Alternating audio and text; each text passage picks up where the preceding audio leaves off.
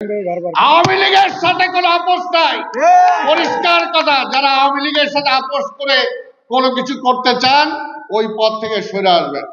পরিষ্কার কথা যে আওয়ামী লীগের দুঃশাসন, আরেকটা আওয়ামী লীগ এই দেশের জন্য রাজনীতি করে না, আওয়ামী লীগ ভারতের জন্য রাজনীতি করে। তারা ভারতের আধিপত্যবাদের জন্য রাজনীতি করে। তারা ভারতের মুখ্যমন্ত্রী হইতে চায়। শেখ হাসিনা এই দেশের প্রধানমন্ত্রী ছিল না, ওই ভারতের মুখ্যমন্ত্রী ছিল।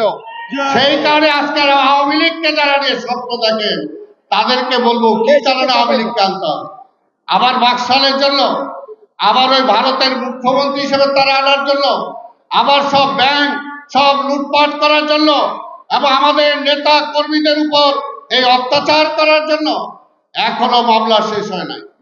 গতকালকে একটা মামলা এই মোহাম্মদপুরে যে মামলা, এখন একটাই কথা বলবো যে আওয়ামী লীগ যে ফ্যাসিবাদ পরাজিত হয়েছে, এই ফ্যাসিবাদকে ফিরিয়ে আনার জন্য চেষ্টা করেন না। এইখানে আদাবর থানার বিভিন্ন নেতৃবৃন্দ এখানে আছেন। আমরা ভুলে যাই নাই আওয়ামী দুঃশাসন। 18 সালে নির্বাচনের সময় আপনারা দেখেছেন কিভাবে এখানে আমাদের বেশিরভাগ আদাবর থানার নেতারা জেলে ছিল। এ কামাল সহ সবাই বেশিরভাগ জেলে ছিল, আর যারা বাইরে ছিল তারাও শান্তিতে থাকতে পারে নাই। আজকের এই আমাদের মহানগরের অন্যতম যুগ্ম আহ্বায়ক আমাদের যে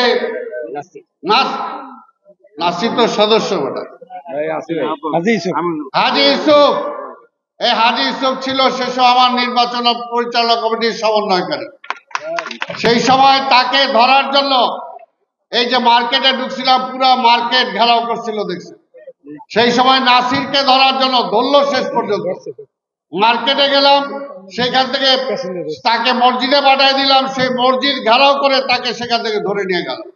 এই যে আদাবর থানার শ্রমিক দলের প্রেসিডেন্ট সেক্রেটারি, তাদেরকে, শুধু তাদেরকে না, তাদের পরিবারকে পর্যন্ত এই আওয়ামী লীগের পাঠারা এই রাজপথে ফেলে তাদেরকে কিভাবে অত্যাচার করেছে আপনারা দেখেছেন।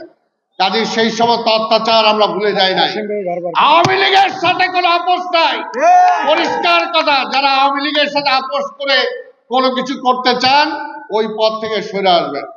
পরিষ্কার কথা যে আওয়ামী লীগের দুঃশাসন, আরেকটা আওয়ামী লীগ এই দেশের জন্য রাজনীতি করে না, আওয়ামী লীগ ভারতের জন্য রাজনীতি করে। তারা ভারতের আধিপত্যবাদের জন্য রাজনীতি করে। তারা ভারতের মুখ্যমন্ত্রী হইতে চায়। শেখ হাসিনা এই দেশের প্রধানমন্ত্রী ছিল না, ওই ভারতের মুখ্যমন্ত্রী ছিল। সেই কারণে আজকে আওয়ামী লীগকে যারা নিয়ে স্বপ্ন দেখেন তাদেরকে বলবো কি কারণে আওয়ামী লীগকে আনতে হবে? আবার বাকশালের জন্য, আবার ওই ভারতের মুখ্যমন্ত্রী হিসেবে তারা আনার জন্য, আবার সব ব্যাংক সব লুটপাট করার জন্য, এবং আমাদের নেতা কর্মীদের উপর এই অত্যাচার করার জন্য। এখনো মামলা শেষ হয় নাই।